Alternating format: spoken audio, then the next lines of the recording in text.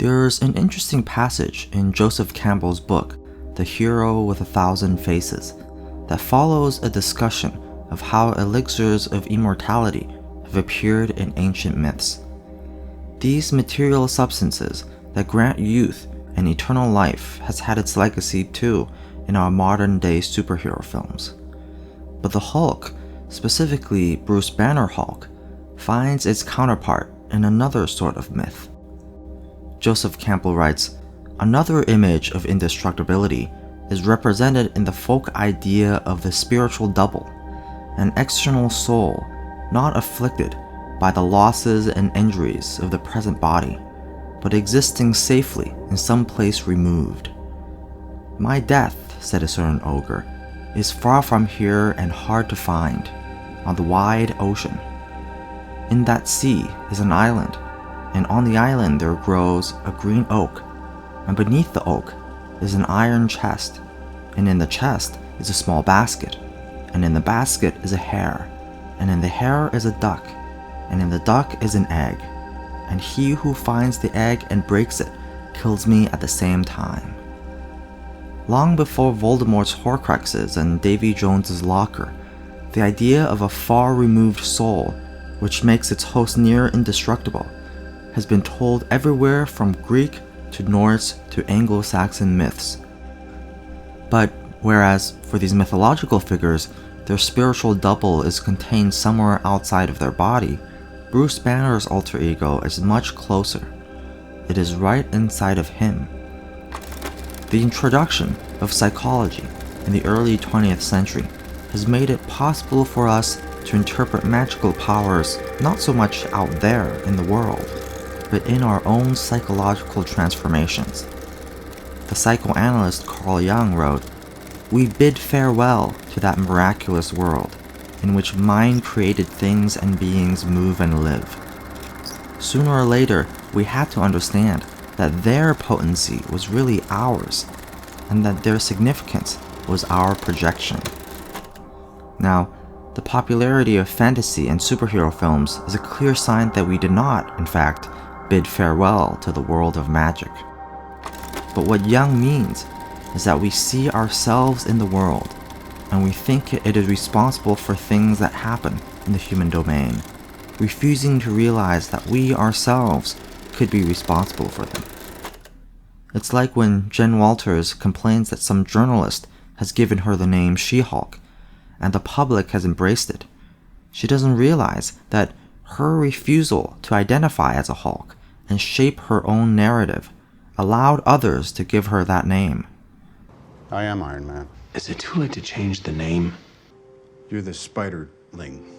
Crime-fighting spider. You're Spider-Boy? Spider-Man. What are you? I'm Batman.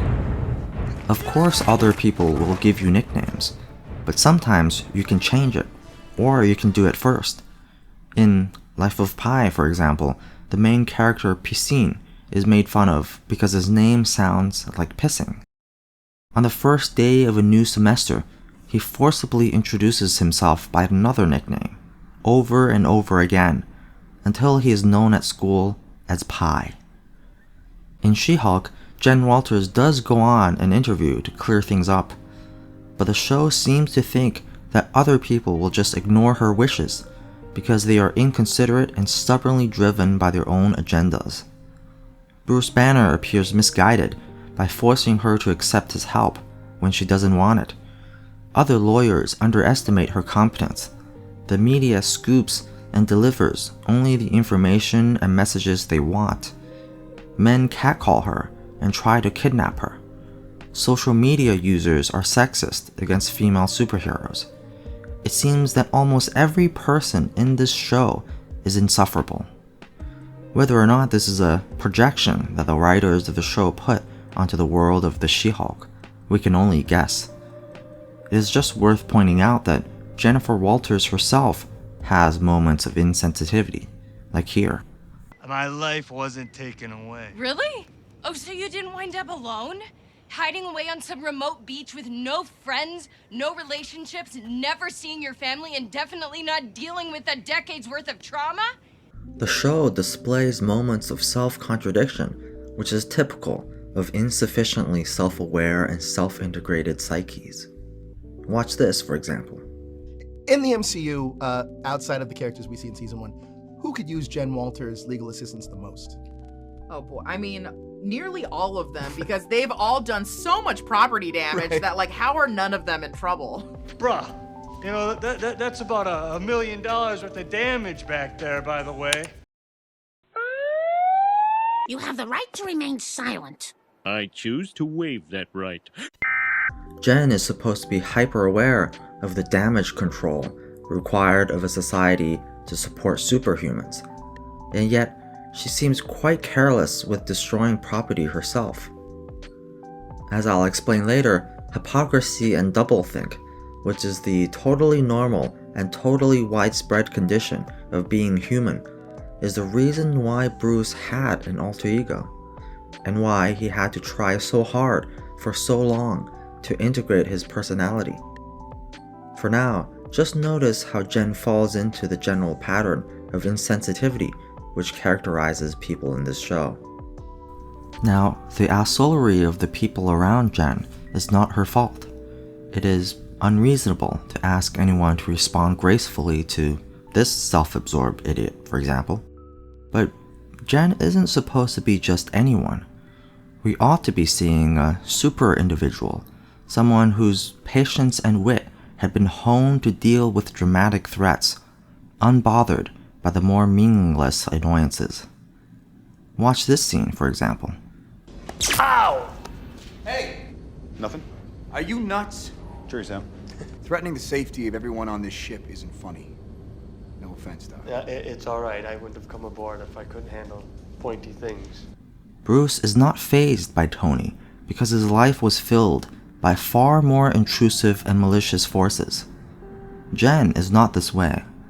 Unlike Bruce, who was hunted by the government, or Tony, who was abducted by terrorists, or Natasha, who sacrificed herself for the universe, Jen doesn't have to deal with such serious challenges. Instead, the show's concern is more like melodrama than superhero action. The director is known for dramedies and rom-coms, and it shows. We see Jen lose her job, struggle to get employed, and forced to be the She-Hulk to keep her new job. We can empathize with her in this way. I mean, who hasn't fought the stressful battle of procuring a job? Personally, I don't mind the smaller stakes, but I can understand why people who are used to seeing heroes deal with much larger stakes can find the series boring or even offensive. How can Jen, for example, feel like Bruce's story as the Hulk for the last 10 years and 20 movies have nothing to teach her? Well, perhaps she doesn't want to face the fact that she is now a Hulk. She doesn't want her life and her values to change, even though they inevitably will. Whether or not this makes an interesting story depends on whether you connect with this or not. It was a bad move, in any case, for the showrunners to put Bruce and Jen's challenges side by side. Bruce clearly had the more difficult life, and putting them next to each other risks delegitimizing Jen's problems, even though they are real problems. Yet Bruce has the humility and empathy to cede points to Jen when she's talking about her gripes. And even though Jen says hurtful things to him, he still cares about her. And such a hero he is. It has to be said, then, that even though Jennifer Walters is a psychologically layered character, she is not a hero. Not yet, at least.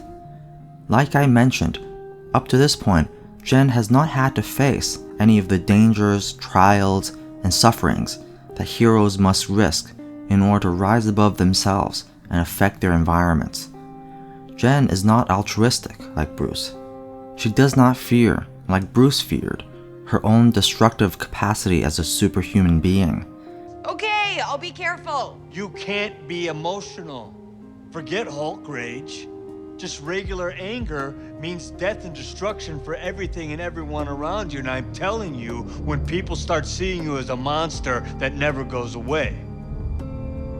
Fine. Teach me how to Hulk. Jen stays on Bruce's island because she doesn't want to be seen as a monster, not because she wants to be more responsible with her power. Or perhaps for Jen, being responsible means never using it. For the entire first 3 episodes, Jen almost never uses the Hulk form for anyone except herself. She fights some people who try to capture her. She fights Bruce because he's not letting her leave. The closest we get is in the courtroom scene, where it's unclear if she uses her power because people are in danger or because the intruder interrupted her job. But even then, she was prompted by her best friend.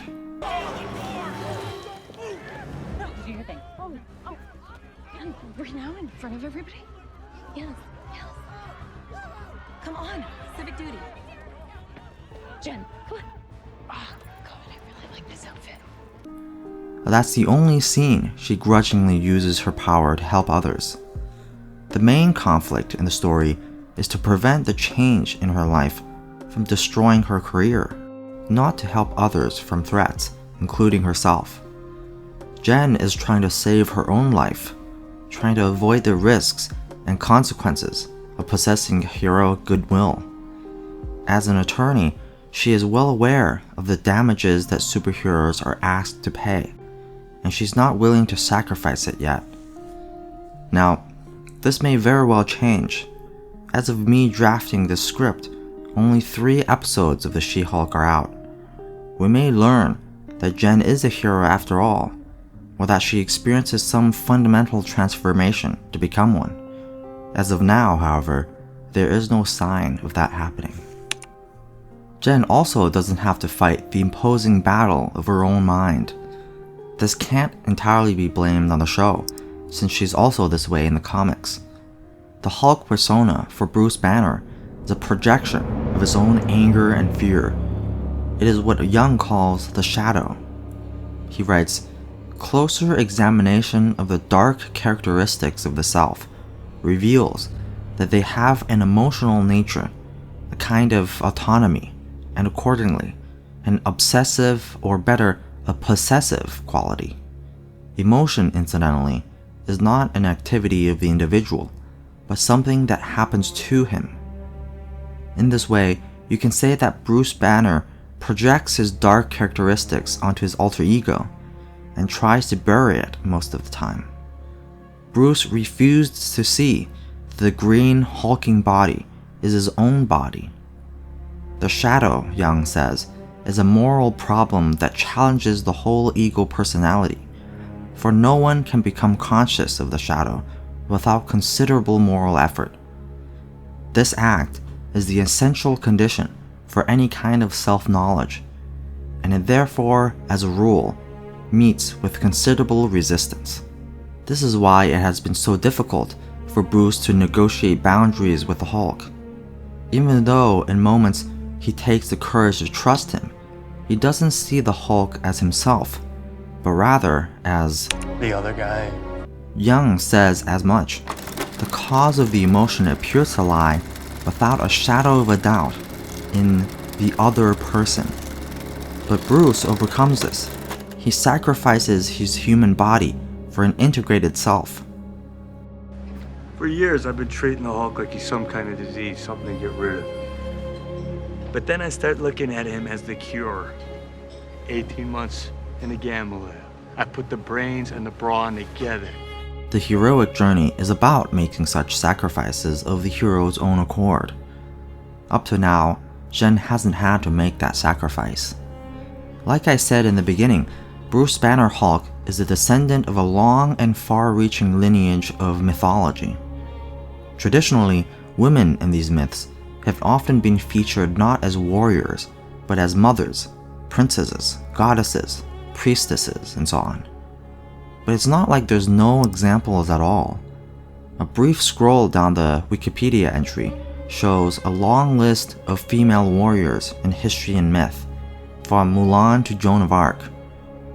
But the overall canon of traditional stories does show women in roles other than the hero. This can drive people away from old stories as a source of inspiration. And this is too bad, because writing stories is hard, and is dauntingly impossible if you have to do it in a cultural vacuum. It's no coincidence that, up to now, the only universally well-acclaimed superhero film led by a female lead is Wonder Woman, a story inspired by Greek myth. The showrunners clearly didn't want to imitate the traditional hero's journey, where the hero accepts mentorship and supernatural aid from a Gandalf or an Obi-Wan, and yet they still make Bruce try to give it. This paints Bruce as vain and futile, and Jen as egocentric and arrogant. Now, I'm not the kind of person to hate on a show just because it's got flawed characters, or that it doesn't have any heroes, but it has to tell some kind of truth. For me, She-Hulk is an interesting show because it shows how people can be neither heroes nor villains, and are more self-absorbed than selfless, even though they don't cause much harm. That's why, up till now, She-Hulk is not a superhero series. There's no fate of a microcosm that rests on Jen's shoulders. It's simply the tale of a character struggling with a physical condition and its ramifications. The conflicts are all external, not internal, because Jen Walters has projected all her problems onto the world around her. Unlike Bruce, she has no reason to look inward and look for the solutions there. I hope this changes in the next few episodes. Otherwise, Jennifer Walters will remain what she is, not a hero, but a human being.